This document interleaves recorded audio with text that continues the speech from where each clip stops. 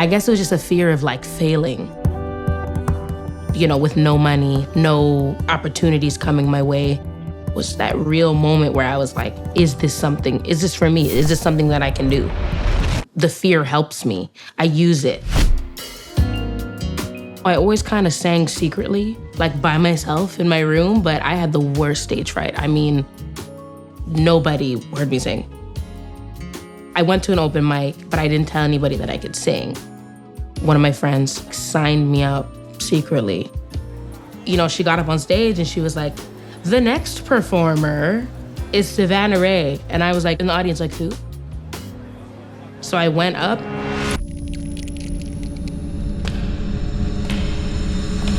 They were cheering and the crowd was amazing.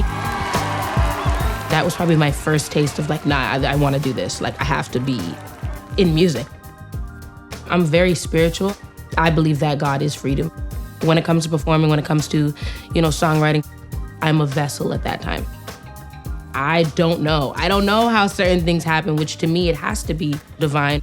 I'm from Scarborough, and that's kind of like a hood, if you will, in Toronto. You know, my mom did her best, but I always wanted to help out and pull my weight as much as I could.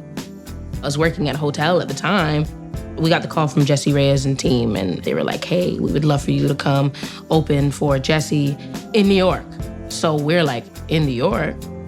This is a huge opportunity, but I can't just take off a week of work.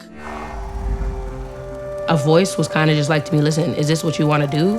Are you gonna put a wedge in your career for a job? It was time to pull that plug. What if I mess up?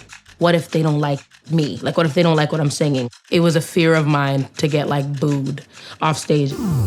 But it erases. As soon as I get on stage, I literally use it to like propel my performance.